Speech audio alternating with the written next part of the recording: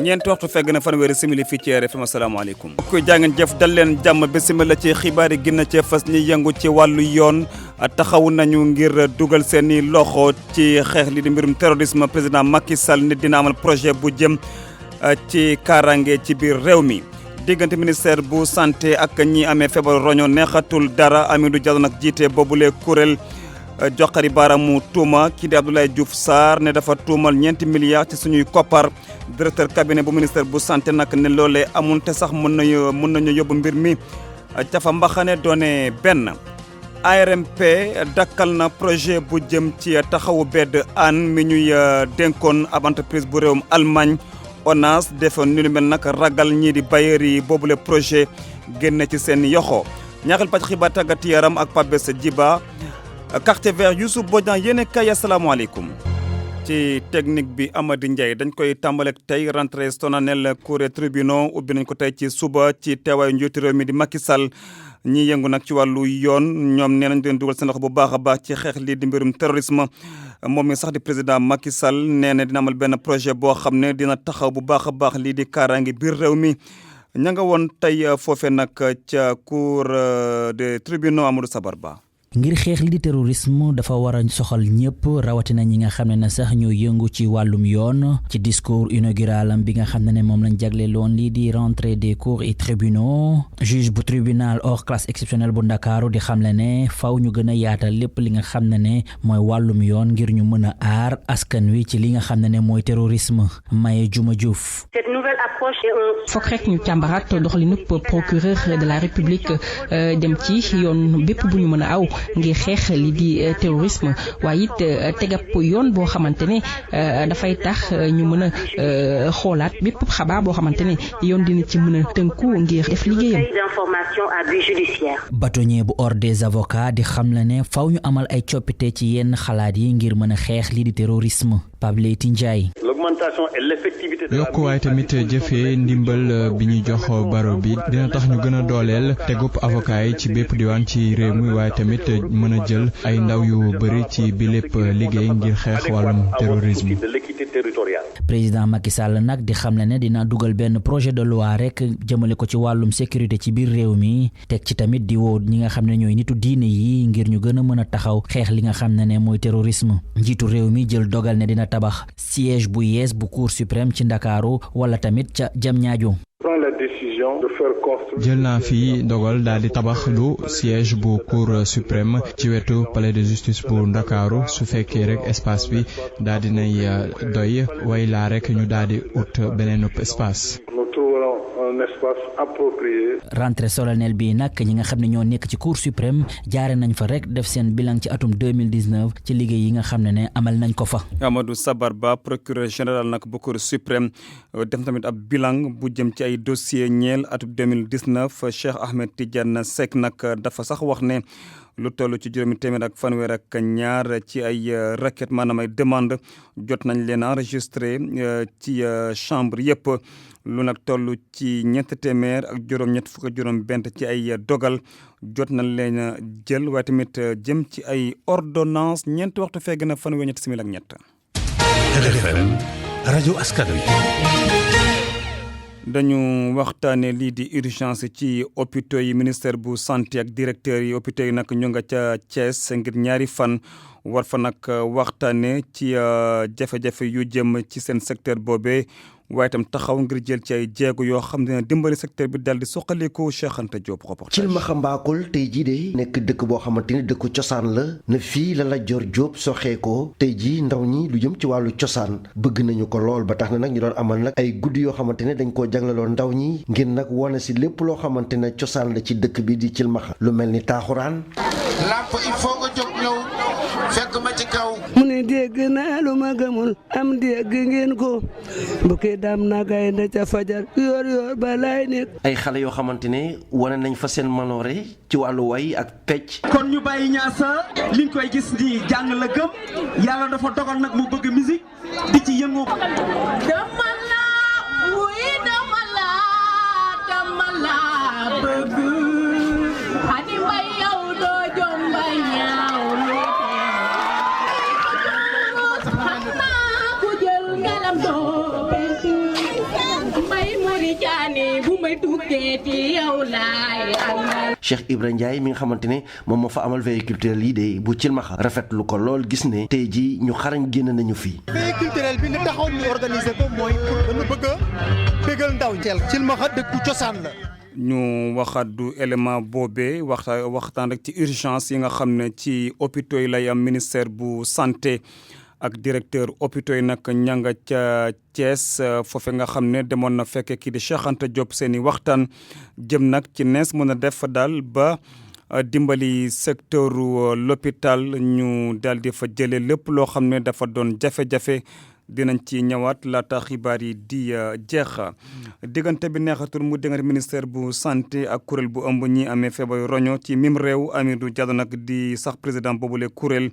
moom mu ngay joxari baaraamu tuuma kii di Abdoulaye Diouf Sarr di ministre de la santé waaye tamit Moussa Faye di ministre bu développement di Mansour Faye di ministre développement communautaire ak équité sociale moom dafa jàpp ne ñoom dañoo luubal lu toll ci 4 milliards ci suñuy koppar dina ay kàddu yoo xam ne di directeur de cabinet bu ministère bu santé di Abdoulaye Diouf Sarr dafa jàpp ne amul la fenn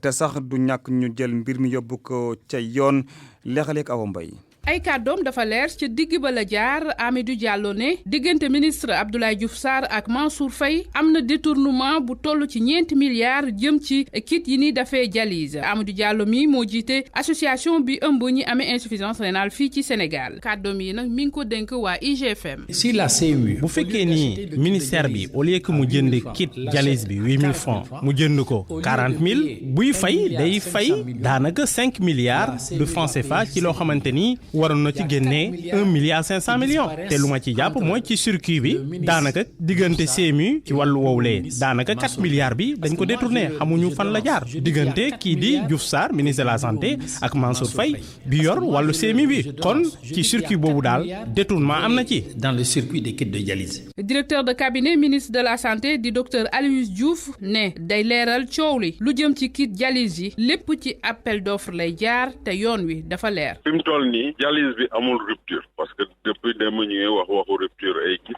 mais amul rupture kit dialyse pour ñëwaat ci ki nga xam ne mooy monsieur Amidou Diallo damay wax rek ne mu ngi wax ne kit yi ñu ngi koy 8000 francs la waroon jar Sénégal état du Sénégal jaarale ko ci pharmacie nationale d'approvisionnement ni muy def ak garab yi noonu lay def ak kit dialyse dafay lancer appel d'offre international ñu lancer ci appel d'offre en 2013 contrat yi ñu signé ko en 2015 appel d'offre boobu moo tax ba centre dialyse yi ñu leen di fournir ci wàllum hémodialyse donc lépp loo xam ne war na jaar yoon ci wàllum marché def nañ ko pour lii waral ci kit yi. docteur Aliou Diouf ne coow laa ngi dooree ci bi Amidou Diallo bëggee ubbi centre dialyse ci biir këram te ministre de la santé bëgg ko contrôler. te heureusement ñu tontu ko ne ko non non nag ñuy may ñu ñëw ñu xool parce que fi mu bëggoon ubbi centre bi ci biir këram la monsieur Diallo daf ñu yónnee fii benn invitation ministère de la santé invité ministre bi ne ko dafa bëgg ubbi centre bi bi mu koy ubbi boobu fekk na ministère de la santé joxagu ko autorisation. njiital association ñi amee jàngoro yi doye di raño moom dellu wut ginnaaw ci kàddu yu mu wax mu teg ko nag ci calcul yu leer waaye ministère de la santé ne ñoom gannaaw réew mi am na yoon dañu koy yóbbu tribunal ndax jiiñaate bu teg wut ci lenn. ca Bambey moom li ñu bëgg mooy am hôpital boo xam ne niveau 1 lay doon loolu nag boo amee dinañ leen dimbali ba sax ñuy wàññi lii di ambulance ni ñuy génnee leeral yi ak suñu ndaw foofee ca Bambey Babacar Diouf. fanweeri poste de santé ak ñett ci population boo xam ne nii ëpp na 500 000 carte sanitaire bu département bu Bambey dëppoowul ak norme yi nga xamante ni mooy organisation mondiale de la santé tëral docteur Alexandre Nabi Kali ne daal fi mu nekk nii Bambey li ko yitteel mooy hôpital de niveau 1 ndax lii dina tax ambulance yi doon évacuer maladie ca Njaareem wàññeeku bu baax. boo ko estimé wala si ñun li ko estimé si campagne yi gis na population réelle Bambey ëpp na 400 000 habitants en tout cas ça tourne autour de 400 à 500 000 habitants. loolu mérité na au moins une structure publique de santé n'est-ce pas. Ensuite am na aussi un certain nombre de postes qui est élevé ça veut dire que 33 postes de santé si district dafa élevé n'est-ce pas. donc ñun dañu def ay évacuation au niveau de Diourbel plus de 10 à 15 fois. ci Ngogom poste de santé yi naam ñu ngi yokku ndax maire bi tabax na fa ñaar yu bees Baboucar Ndiaye. population yi fu ñu yëngu rek fu ñu nekk rek état def leen war a fekk te fii liñ fi gis ak Palen vraiment ak yeneen localités yi comme Silane parce que c'est le 3e poste c'est des populations debout ñoo xam ne dañu bëgg seen gox jàppale seen gox donc loolu état vraiment du def lu dul jàppale leen je pense que loolu buñ ko doon am partout alors développement moom day nekk réalité dans ce. maire Ngogom ak médecin chef district sanitaire bu Bambey ci tournée bi nga xam ne dinañ ko amal ci yenn village yi nga xam ne ñoo nekk ci dëkk bi boole nañ ci inauguré logement infirmier chef de poste bi nga xamante ni moom moo nekk Palen Bambey RFM Babacar Diouf. xibaar bi nga xam ne léegi lañ ko jotee ci suñu ndaw foofee ca Ziguinchor Lamine Ba di ko xam ne dafa judd rek ñu daal di ko sandi am nay bés foofee ñuy bayee ceeb ca Ziguinchor li ci nag yéeme mooy dañ ko fa sandi gannaaw bañ ko bokk yaayam indee ci àddina yaay ji nag moom moo ko fa sandi foofee na nga xam ne lu doy waar la ndax ay rab àllal yoo xam ne dañu bay dara daal leen romb waaye mujj naa mucc dara dalu ko mu ngi am diggante guddi ñaar fukki fan ak ñeent ba ñaar fukki fan ak ñett ci weeru décembre bi ñu weesu brigade gendarmerie bu Oussouye sax moom moo def ni nu mel gis mbir mi gannaaw ab l'enquête biñ ci am ba sax war a ñu jël yaay ji yóbbu ko dañ ko sax defere ca parquet moom mi nag di béy bi ci jamono jëlee sonn na lool ba sax ñu yóbbu ko ca district sanitaire bu Oussouye ngir ñu daldi ko fa faj ñeenti waxtu fekk na ñeent simili ak benn fii ci RFM. pour man RFM mooy rajo bi gaaw ci xibaar yu wóor. RFM xibaar yu wóor te wóor. yeesalaat lii di parc automobile foofe ca dëkk bu sell bi di Touba Mbacké président bureau chauffeur dak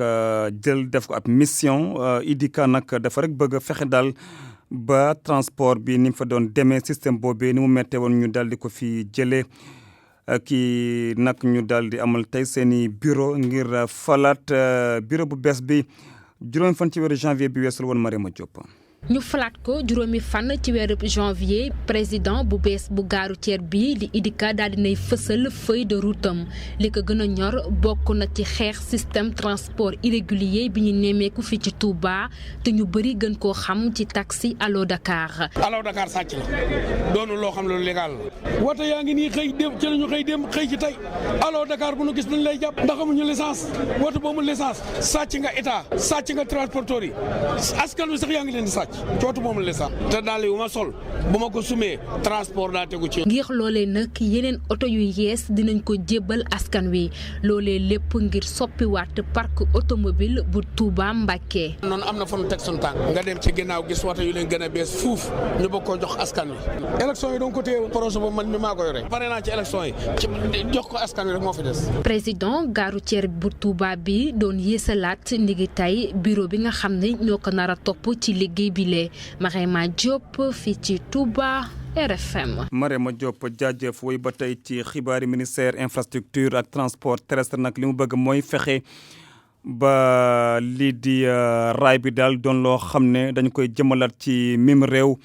loolu nag boo amee dafa jàpp ne dina dimbali bu baax a baax lii di politique de développement ci mim réew fii ak atub 2035 leeral yeeg suñu ndaw mu kalsum lii. ministère gi yore wàllum infrastructure transport terrestre ak wàllum développement moo bëgg amal benn système ferroviaire bu mucc ayib ngir mën a may askan wi ñuy dem ak a dikk ci yoonu saxaar si fii ak horizon 2035 mu nekk ab prox ndoll ngir réussir politique logistique bi Oumar Youm nekk jëwriñ ji ñu dénk wàllum infrastructure transport terrestre ak développement. pour doxal li nga xam ne mooy transport ferroviaire ci Sénégal xam nañ ne transport ferroviaire ci Sénégal lu yàggoon a am fii la defe naa war na mën a ëpp ay téeméeri at Sénégal di def transport ferroviaire depuis colonisation bi ba léegi ngeen gis aussi projet yu bees bu am solo boo xam ne président andi na ko mooy train express régional mais train express régional boobu dañ ko war a lëkkale nag ak yeneen moyen de transport ferroviaire yi nga xam ne dañuy nekk ci biir Sénégal loolu la secrétaire d'État liggéey ñu andi ko fii tey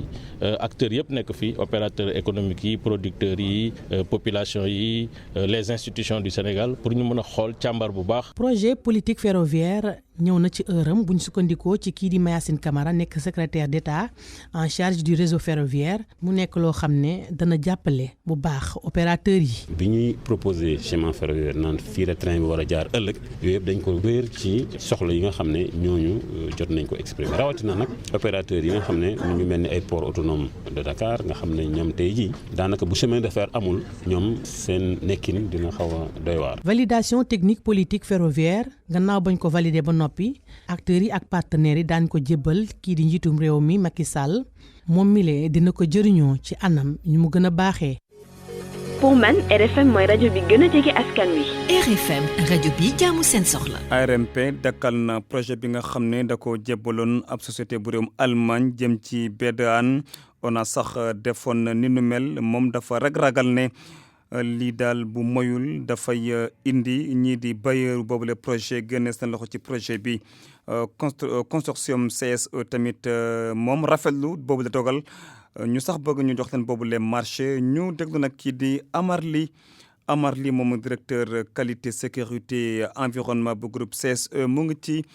jokko beeg El Hadj Ndiogou Diène. suñu chef de file bu mu xamee ni buy dondi bu mu xamee ni bu mu yaakaaree ni dogal bi jaarul ci yoon dafa def recours comme ni ko yoon santaane def na recours deuxième fois ARMP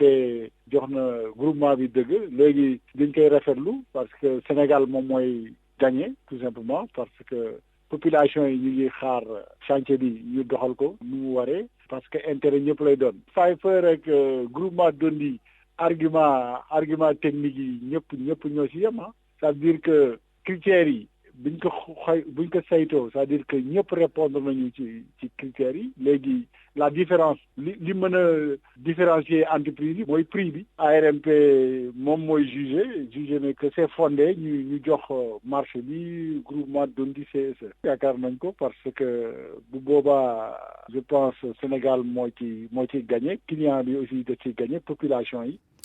mu ngo collectif ñoo lank ñoo bañ nag ne ëllëg dinañu dem ci kaw tali bi ngir wane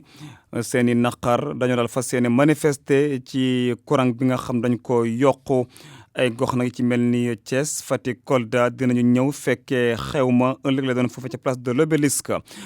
ñeenti waxtu fegg na ñeent fukki simili ak juróom-ñaar fii ci RFM. waaleykum salaam Seydou Nourou. tàggat dañ koy dooree ak tirage au sort 8e maanaam tànn gu ñuy tànn équipe ci qualifié woon ci coupe de la ligue bi maanaam ñi ngi kon ci jamono jile sax parce que 16h30 la ñu waxoon su jotee ci makkaanu ligue sénégalaise de foot pro bu nekk ci VDN bi kon ca wetu foire ba ñu war a def kon tirage bi ñan ñoo nar a daje ci 8e de finale bi équipe yi ci qualifié woon nag. Kër Madior la ñaari tali EJ Fatick jamono bu Fatick Demba Diop FC Dakar Sacré-Cœur Douane Casa Sport Guédiawaye FC Sonacos Pikine Jambar Teungueth Football Club Snaps Excellence ak Génération Foot maanaam daal ñooñu la ñu nar a tiré kon ñu xool ñan ñoo ci nar a daje. ñu wax Seydou ci leneen ak lan nag moo war a mën a nekk njeexital Sadio Mané sargal gi nga xam ne ni kon am na ko mu di daal ñu jox ko mu nekk footballkat bi gën a rëy ci Afrique ci atum 2019 lan la ci Sénégal mën a jëlee ñu déglu ci tontul vice-président bu fédération sénégalaise de football nekk itam président bu ligue pro bi di Cheikh Seck ci jokkoom ak Cheikh Tidiane Diagne. sargal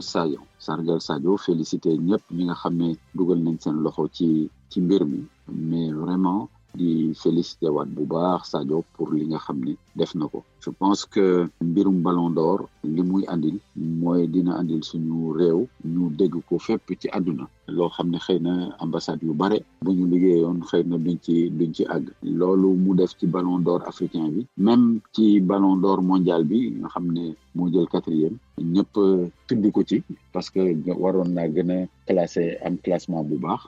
loolu ndam lu rëy la ci suñu réew ak dina andi aussi bu Sénégal génnee ku mel ni Sadio Mané di muy Ballon d'Or ñëpp ràññee ko ci àdduna bi ñu bare ñi nga xam ne ñu ngi yëngu ci football dinañu mën a ñëw fii Sénégal pour tabax fi ay académie seet fi yeneen i gune pour seet ndax yeneen Ballon d'Or dinañ ci mën a génn ma ciy profité rek pour sargal aussi génération foot bi nga xam ne ñoom ñoo génnee Sadio Mané ci préparation ci formation li wóor te wér mooy ay investissement yu bare xëy na ak koppar yu takku dinañu ñëw fii pour tabax ay académie pour seet ndax yeneen Sadio Mané dinañ ci mën a génn xool ndax yeneen Sadio Mané dina ci génn ñu wax ci am yeneen Sadio Mané de su amoon moom dina baax lool ci équipe nationale bi mu war a dem ci yeneen compétition yu mel ni CAN bi CAN boobu sax la ñuy wax Seydou nga xam ne bi édition bu mujj bi ñi ngi ko organisé ca Égypte weeru juin ak juillet waaye nag mën nañ dellusiwaat ci weeru janvier ak février ci édition bi di ñëw di 2021 te Cameroun war ko organiser waaye lu ci mën a nekk daal fii ak le 15 bi di ñëw kon semaine prochaine xam naa dinañ ci def réunion loolu nag président bu confédération africaine de football di njiitu CAF Ahmed Ahmad moom moo ko xamle ak suñu nattango yu Radio France Internationale nee na daal le 15 dina am benn réunion bu am foofu ci Cameroun dina fa teew ay représentants wu gouvernement bu Cameroun ak ñi nga xam ne ni ñoom ñoo teewal footballu Afrique yu mel ni représentant yu Sénégal yeeg ñeneen ak ñeneen dinañ daje foofu ngir xool daal ban date lañ mën a amal CAN bi xam nga ci su fekkee juin la ak juillet ca Cameroun moom day taw bu metti ak donc football fa dina xaw a compliqué lool léegi nag ñi ngi daal xoolaat ndax dinañ ko indi xam nga janvier février moom moo nekkoon ci édition yu njëkk yi ci lañ ko doon voilà ci lañ doon def njeextalu janvier dem ba mi février voilà donc daal fii ak le 15 dinañ ci xam loolu la Ahmad xamle ñu wax ak beneen doomu Sénégal di Habib Diallo nekk moom ca Metz waa Chelsea ñoom teg nañ ko bët lool ba sax jot nañ daal avancé lu toll ci 13 milliards ak téeméer maanaam fukk ak ñetti milliards ak téeméeri millions xaalisu CFA lañ jota avance am daal ne ñoom soxla nañ ko lool ci seen équipe waxtaan yi nag mi ngi wëy loolu la benn waa suñu ay nattangoo yi nag ca France du Républicain Lorrain da leeral kon ne discussion yi daal ci ñaari club yi avancé na bu baax a baax moom Habib Diallo jamono jëlee ca Metz dugalal na leen lu toll ci fukki but ci fukk ak juróomi ndaje yoo xam ne nii kon ñoom Metz joué nañ ko ñu jeexal ak ku fële nga xam ne nii ca Arabie Saoudite diggante FC Barcelone ak Atlético Madrid ñoo nar a daje kon ci kanam tuuti bu 19h jotee mu nekk beneen demi-finale bu Super Coupe d'Espagne démb nag équipe bu mag bi di Real de Madrid moom jot na kon génne ci Valence 3-1 ñetti bal ci benn daal lañ gagné Valence ñoom ñu génn ci di xaar nag équipe bu mag baa ngi France. jaajëf Seydou. jaajëf Pape Diba.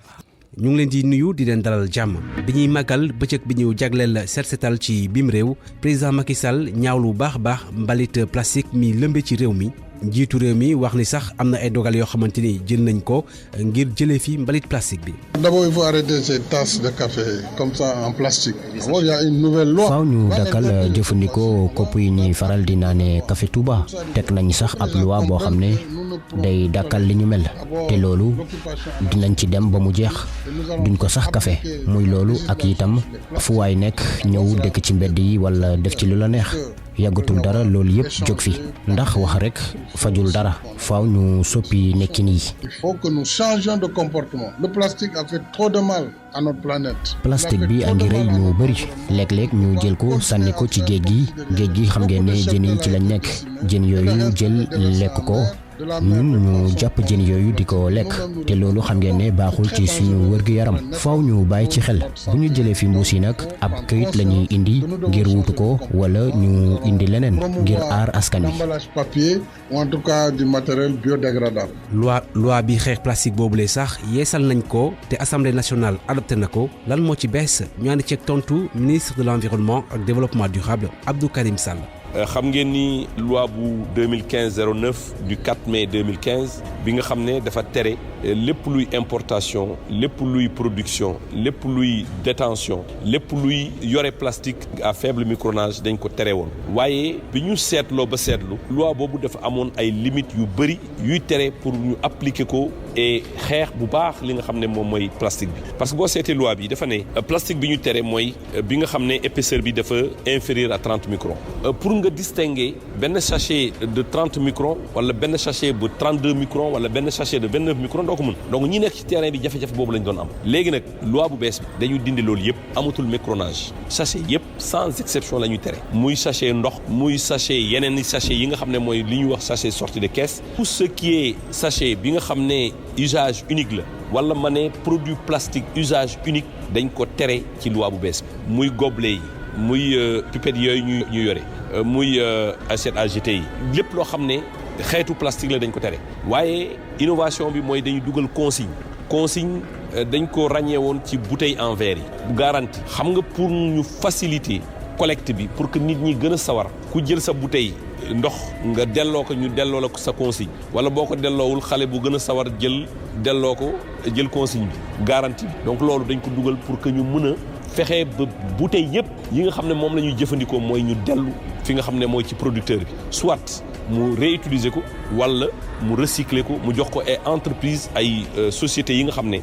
dañu xarañ ci wàllu recyclage am nañ fii ci réew mi. kaddu yi Oumar Mbow moo ko taataan toppatoo bi tamit ci mbalit chimique bi bàyyi ko ci laboratoire yi des na trop ci mim réew kiy wax li ni mel jàngalekat la di gëstukat ci université Assane Seck bu Ziguinchor nekk tamit spécialiste météorologie des eaux docteur Omar Sall. ñun loolu dañ ko yàgg a jooytu ñun ñi nga xam ne dañuy liggéey ci bërëbu gëstukaay yu mel ni université yi wala ci hôpital yi dañu seetlu ne bu ñuy wax mbiru déchet wala mbiru mbalit ci boolewul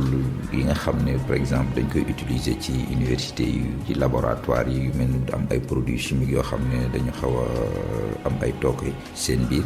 te buñ ci paree rek amul fenn foo xam ne mun nañ ko fa sotti loolu aussi dafa nekk lu dangereux ci population yi parce que souvent niñ koy traité dañuy gas fosse rek dugal ko ci te xam nga produit bu dangereux bu mel noonu boo ko dugalee ci fosse ci napp yi la jëm te napp yi ci la leen nit ñi di rootee ci teen yi ba demee ci dëkk bu mel ni Ziguinchor nga xam ne nit ñi boo xoolee sax ndoxu teen bi moo leen gënal ndoxu robinet bi loolu day am njeexital ci seen wér-gu-yaram li ñuy jooytu rek mooy que ne ci politique yi nga xam ne dañ ko gis ci dëkk yi wala ci Sénégal yëpp xeetu déchets yooyu boole wuñ ko ci politique publique te jot na quand même ñu xalaat naka la ñuy def ci université wala ci hôpitaux yi pour que te déchets yooyu ñu boole leen ci ni ñuy def pour dëkkuwaay yi gën a sell pour protéger wér-gu-yaram. kaddu yi ki ko taataan ca Ziguinchor di Lamine Ba moom sax mooy tëj buntu quartier vert